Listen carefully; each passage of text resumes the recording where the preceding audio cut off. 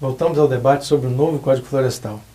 Bem, uma coisa importante que eu vejo que no Brasil aconteceu na época do apagão, o brasileiro, não por força de lei, mas simplesmente por uma questão de uma grande propaganda que aconteceu, uma grande campanha, né, mostrando que a gente teria problema de falta de energia elétrica.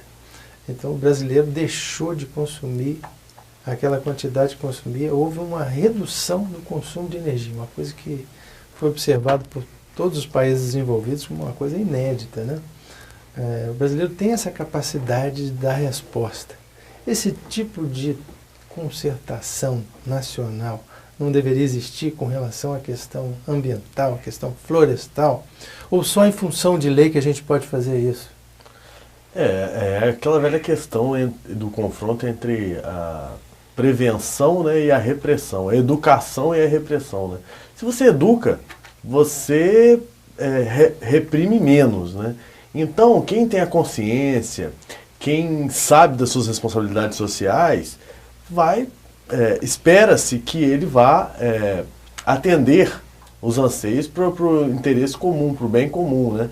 Então, até o conhecimento jargão, né, ambiental, né, que você falou da educação ambiental. Exatamente. A educação não é só negócio de jogar lixo no chão, né? Não. Mas como tratar o meio ambiente, até cobrar dos seus políticos, né? Até cobrar do seu prefeito, enfim, que é melhor prevenir do que remediar, né? Então, eu acho que é por aí. Educando, se a gente educar e conscientizar, a gente precisa reprimir menos. Então, a legislação pode até prever, mas é melhor não usar a legislação e conscientizar as pessoas, né? Para que elas promovam atitudes sustentáveis, para que elas busquem... Menos dentro daquela atitude do comando e controle, quer dizer, se você não fizer, você vai ser punido. Exatamente. Na atividade agrícola, ou na prática agrícola, uma coisa que me salta aos olhos é a questão daquela antiga prática de soltar os bois para ir tomar banho, ou para ir beber água na beira do rio, que é um grande causador de erosão dos rios. Quer dizer, isso era feito desde a época dos meus avós e tudo, por que agora não pode? Essa é uma prática insustentável, que deveria ser combatida, né? Porque o boi não precisa ir na beira da água para beber água, ele pode continuar numa pecuária extensiva, mas de uma forma mais educada, né, Murilo? Esse é um exemplo, mas vários outros, a questão da produção agrícola mais orgânica, menos dependente dos produtos químicos, né? Exatamente. Tudo isso, vem de encontro à consciência do produtor rural. É claro que uma boa assistência técnica, levando à educação, vai ajudar muito. Só que o produtor rural também, ele precisa conhecer essas técnicas, ele precisa ser incentivado para poder estar desenvolvendo essas atividades. E um grande exemplo que a gente tem nesse sentido, até mesmo nesse exemplo do apagão que você falou, é no país da Costa Rica, que lá o país apresentava um baixo índice de cobertura florestal nativa e o governo tomou a decisão, eu quero aumentar a minha cobertura florestal nativa. Aí ele parou e pensou, o que eu preciso para isso? Eu preciso incentivar os produtores rurais para que eles aumentem a sua cobertura florestal das suas que tipo de incentivo propriedades. Os incentivos foram incentivos financeiros, incentivos fiscais, incentivos dele se manter no campo para poder... Pagamentos possíveis. Exatamente. E o mais curioso disso tudo é que lá não precisou de ter uma legislação engessada, uma legislação com discussões sérias e tudo mais, acirradas, para poder se chegar a esse patamar de recuperação florestal espantoso que a gente percebe lá naquele país. Foi tudo à base de incentivo, à base observando a realidade do homem do campo, que se fez essa recuperação naquele país, deixando de lado essa questão da exigência de se ter um marco legal. Certo. E essa coisa foi debatida durante o Código Florestal? É isso que me preocupa, né? Porque eu vejo muito assim a preocupação de inserir aquelas propriedades, a maioria das propriedades que estavam na ilegalidade, num processo legal, a recuperação, um incentivo à recuperação de áreas degradadas e tudo mais, mas é aquele que preservou 50%, 60%, 80% de sua propriedade e hoje, até dentro do novo Código Florestal, estaria proibido de utilizar de determinadas áreas de APP que às vezes perfazem 50% da propriedade em regiões, em biomas, né, que exigem apenas 20% de preservação de reserva legal. Isso é uma forma de desestimular quem preservou? A questão do pagamento por serviços ambientais, ela foi discutida e é um consenso entre todos que estavam lá presentes nessas discussões. Só que o que acontece?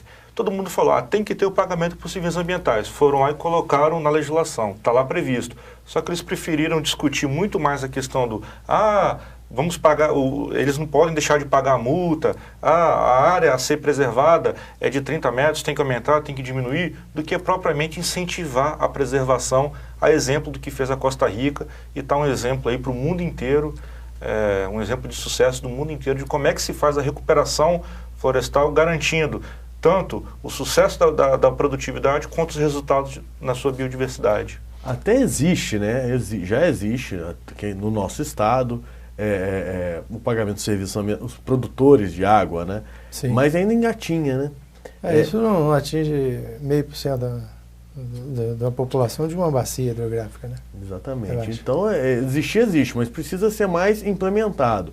Nós temos consciência que os administradores buscam recursos o tempo todo e o caminho é esse mesmo, mas ainda está em estágio bem tímido essa questão aí. Precisa ser mais divulgada e incentivada. E a questão das bacias hidrográficas, a lei de preservação dos recursos hídricos, que fala nos comitês de bacias, o pagamento pelo uso da água, tanto pelo uso quanto pela utilização da água como diluição de efluentes, isso vai influenciar no processo agrícola? Olha, amigo, com certeza essa questão da discussão do pagamento pelo uso da água, ela vai influenciar na produção agrícola, e eu vejo de duas formas. A primeira é que vai incentivar os produtores rurais a estarem racionalizando o uso da água, a utilizar aparelhos de irrigação com melhor eficiência, reduzir o consumo. Às vezes ele está jogando água, mas não tem aquela necessidade de jogar aquela água toda. Não precisa de um pivô central, pode fazer um gotejamento, uma coisa mais específica. O outro ponto interessante é que o Código Florestal acabou fazendo o link com essa questão do pagamento pelo uso da água, já que no último relatório, né, é importante dizer aqui que a gente não sabe se isso vai permanecer ou não, já que está em discussão ainda, é que está prevendo que 30% dos recursos oriundos do pagamento por serviços ambientais no comitê sejam voltados para a recomposição das APPs degradadas naquela bacia hidrográfica. Então, ou seja, a questão da água não dá para a gente dissociar, até porque a preservação da água é a principal função das nossas áreas de preservação permanente. Se a gente pegar as definições, a gente percebe isso claramente. E voltando na questão dos conceitos, e não só de lei, eu lembraria outra coisa, não adianta o cara ter 30%, 30 metros de preservação de vegetação ciliar, se ele não tem uma boa prática nos seus morros e tudo mais, a terra vai escorrer e vai para o rio novamente. Mesmo passando por cima dessas áreas que estariam como, se diria, como funcionando como cílios, né? Para proteção dos mananciais. Então, essa questão do conceito eu acho que é muito forte, né? Eu acho que não deve ser esquecida durante todo esse debate, até porque enquanto a lei é aprovada ou não é aprovada, a sociedade continua trabalhando, plantando e comendo, né? Que é o mais importante. Então, eu acho que esse é um ponto que está pouco trabalhado ainda na prática no Brasil. A educação ambiental é orientada especificamente para a produção, seja a produção agrícola até a produção industrial, né? A indústria entra também pagando uma conta alta agora nessa questão do poluidor pagador, o usuário pagador, né? Com as cobranças pelo uso dos recursos hídricos que entra em pauta agora. Acho que o uso do solo ele precisa ser melhor discutido, melhor, vamos dizer assim, orientado os produtores rurais, que já apresentaram diversas evoluções, mas a gente ainda se depara com certas situações que a orientação ainda é fundamental para o desenvolvimento de uma boa atividade. Bem, o nosso tempo chegou ao final, eu vou só pedir um comentário de cada um para a gente fechar. Código Florestal. É um avanço? Novo Código Florestal? Primeiramente, eu gostaria de agradecer a oportunidade de vir aqui esse foro democrático de debate. E não é nem questão de ser aberto avanço. A todos os outros que quiserem vir aqui falar sobre o mesmo assunto ou outros assuntos. Não é nem a questão de... É uma questão de ser avanço, né? Porque a nossa legislação estava muito defasada. Então, é oportuno e conveniente que se discuta o que está estabelecido na atualidade. Mas não vamos deixar de prestar atenção nos reflexos que isso pode trazer no mundo material, né?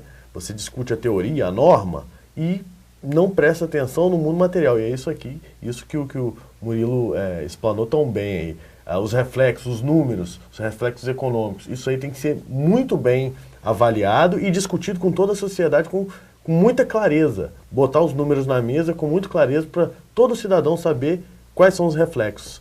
Porque é muito fácil você ser radical, né? Eu acho que a grande vitória dessa discussão do Código Florestal é a democracia de opiniões, né? Todo mundo pode falar, inclusive, é importante a gente ressaltar que esse novo código que está vindo, ele vai permitir que esse 61% que eu falei, ele seja aumentado, visto que está previsto a recuperação das áreas de preservação permanente, no mínimo 15 metros, aonde elas não existem. Então, ou seja, além de garantir de manter esse 61% e de manter as áreas em produção que hoje no Brasil ocupam 27%, o aumento da cobertura florestal, principalmente nas APPs que são tão importantes, também está garantido nessa nova legislação.